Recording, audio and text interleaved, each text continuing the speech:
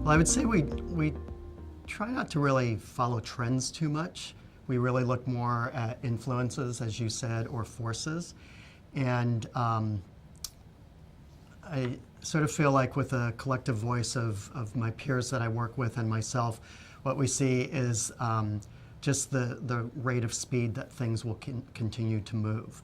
And we feel like that will continue to have an impact on how we design things and how we build things. It will push us to have a greater involvement with practices like virtual reality and augmented reality so that we can give our clients a better sense of how to visualize what they're going to be getting with their spaces in more of a real sense and more of a three-dimensional sense.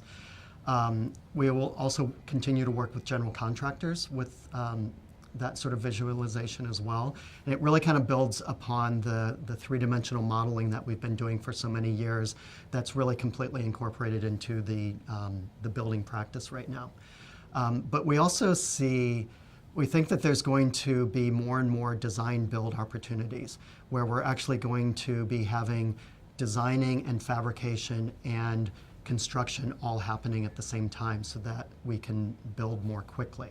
Right. And I think that will influence how we design and the solutions that we come up with.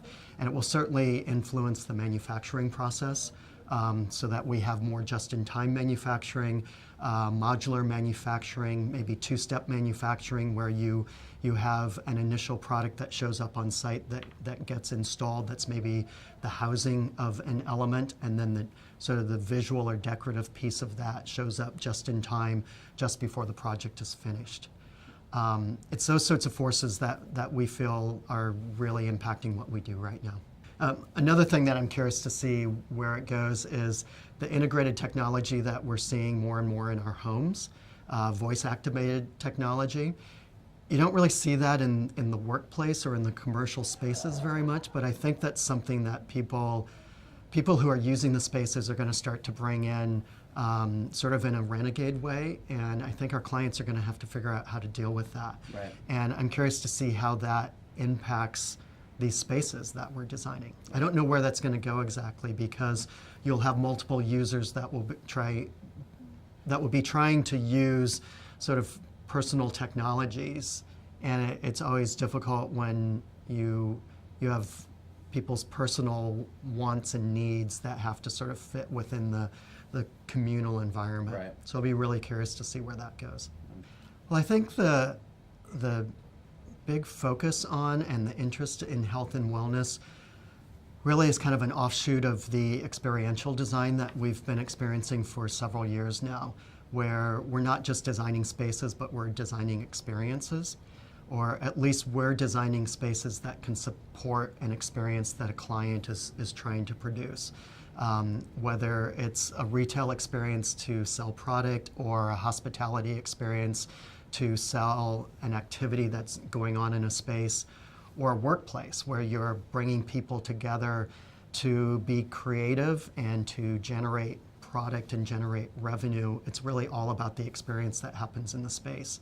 And I think the idea of wellness really comes out of that. How do we create healthy spaces for these experiences to happen in? It may be a bit of a pendulum swing where there's kind of an extreme of trying to influence people's behavior, because I don't think you can really change people's behavior. You can provide them incentives to kind of have a healthier lifestyle, healthier eating habits. Certainly the well standards are a lot about that, about the what kind of environment are you creating for your users so that they will sort of pick better lifestyle choices. It's hard to say how far that influence can go because, again, it comes back to people's personal behavior. And as I said, you can't change people's behavior, you can kind of influence people's behavior. Right. And I'll be curious to see how pervasive the WELL standard becomes. LEED, when it started 15 to 20 years ago, or the whole sustainability movement around energy efficiency and healthier building materials, I think really started in certain pockets of the United States, and eventually I think became pretty pervasive across all of the United States. I'll be curious to see if that happens with well standards as well, because it really is about people's activities. And you know, a lot of that kind of is reinforced by people's culture, and culture is just very different in places all around the United States and all around the world. Absolutely. So I think people will respond to those kinds of standards, really kind of coming out of the base of their culture. I mean, I think the LEED standards really focused on materiality at the beginning, but when you really think about where energy is being expended, it's really in the systems of a building. And we've just made huge strides in these last couple decades of making our mechanical systems, our lighting systems, and our whole power system so much more efficient. And that's really where we've seen the huge benefit in LEED standards.